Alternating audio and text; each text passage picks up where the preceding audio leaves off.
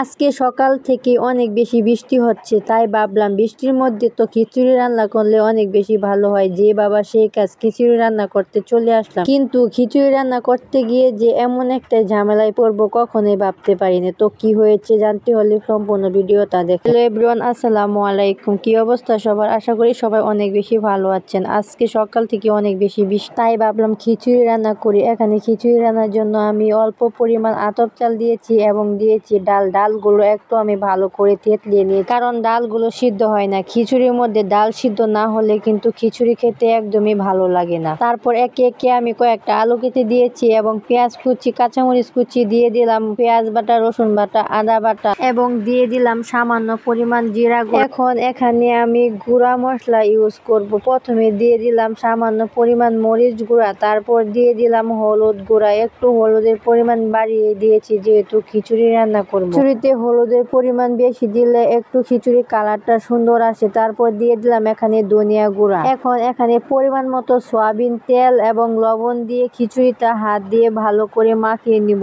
হাত দিয়ে খিচুড়ি মাখিয়ে রান্না করলে খিচুড়ির স্বাদটাও কিন্তু অনেক গুণ বেড়ে যায়। এই তো এখন আমি ভালো করে হাত দিয়ে মাখিয়ে নিব। হাত দিয়ে মাখানোর পর এখানে আমি পরিমাণ মতো পানি দিয়ে দিব খিচুড়িটা সিদ্ধ হওয়ার জন্য। আজকে খিচুড়িটা আমি লেটকা খিচুড়ি রান্না করব। লেটকা খিচুড়িতে পানির পরিমাণ বেশি দিতে হয়, তাই আমি এখানে অনেকটা পরিমাণ পানি ব্যবহার করেছি। এখন এটা আমি মাটির চুলায় রান্না করে নিই। তো এখন এটা আমি মাটির চুলায় বসিয়ে দিব। মাটির চুলা রান্না খেতে তো সবসময় অনেক বেশি ভালো হয়। তারপর যদি হয় হাতে মাখানো খিচুড়ি, তাহলে তো কোনো কথাই নেই। এখন একটা ঢাকনা দিয়ে ঢেকে আমি খিচুড়িটা রান্না করে নিব। প্রথমে তো চুলার মধ্যে আগুন ধরিয়ে আমি ঢাকনা দিয়ে ঢেকে রেখেছি। তারপর কিছুক্ষণ পর যখন আমি ঢাকনাটা খুলে খিচুড়িটা নাড়তে লাগলাম, তখন দেখি খিচুড়িটা একদম তলায় লেগে গিয়েছে। এর কারণ হলো আমি যে ডালগুলো থেতলিয়ে দিয়েছিলাম, এই জন্যই হয়তো খিচুড়িটা তলায় লেগে গিয়েছে। এখন আমি একটা খুন্তির সাহায্যে ভালো করে খিচুড়িটা তলা থেকে তুলে নিচ্ছি, যাতে নিচে আর লেগে না থাকে। এরপর থেকে খিচুড়িটা আমি বারবার